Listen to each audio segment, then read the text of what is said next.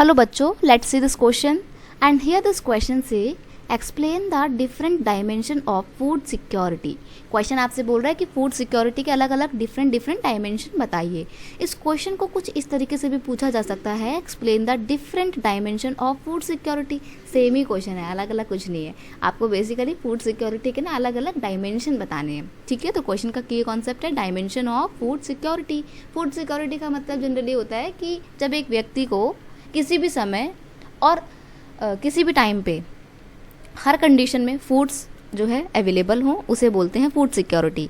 और जिस व्यक्ति को ये फूड जब वो चाहता है उसे फूड नहीं मिल पाते हैं तो वो फूड सिक्योरिटी से नहीं बल्कि फूड इनसिक्योरिटी को फेस कर रहा होता है. अब फूड सिक्योरिटी के ना कुछ डायमेंशन होते हैं, कुछ कह सकते हो आप पहलू होते हैं. पहला है अवेलेबिलिटी ऑफ फूड. तो बेसिकली आपको फूड अवेलेबल होना चाहिए. It means food production with in the country, food import and the previous year stock stored in government granaries. यानी कि इसका मतलब होता है फूड अवेलेबल होना चाहिए और इसके लिए कंट्री के पास में फूड का स्टॉक होना चाहिए. या तो आप बाहर से इम्पोर्ट करो फूड को या फिर आपके पास स्टॉक होना चाहिए ताकि आप अपनी जनता को अपनी ग्रेनरीज से फूड निकाल के डिस्ट्रीब्यूट कर सकें. तो अवेलेबल होना चाहिए फूड.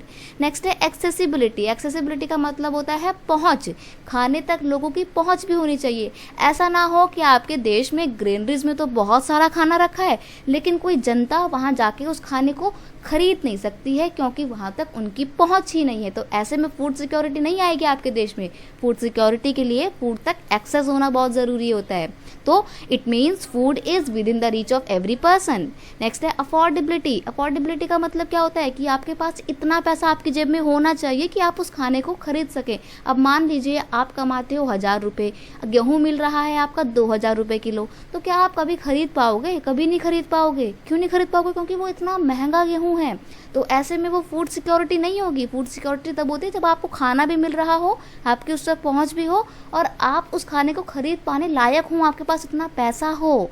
तो it means that individual has enough money to buy sufficient safe and nutritious food to meet their dietary needs. Dietary needs का मतलब होता है कि उनकी जो भी फूड रिलेटेड रिक्वायरमेंट होती है उसको फुलफिल करना. डाइटरी नीड्स को फुलफिल करने लायक उनके पास पैसा होना चाहिए, तब होगी फूड सिक्योरिटी. तो ये 3 पहलू होते हैं फूड सिक्योरिटी के.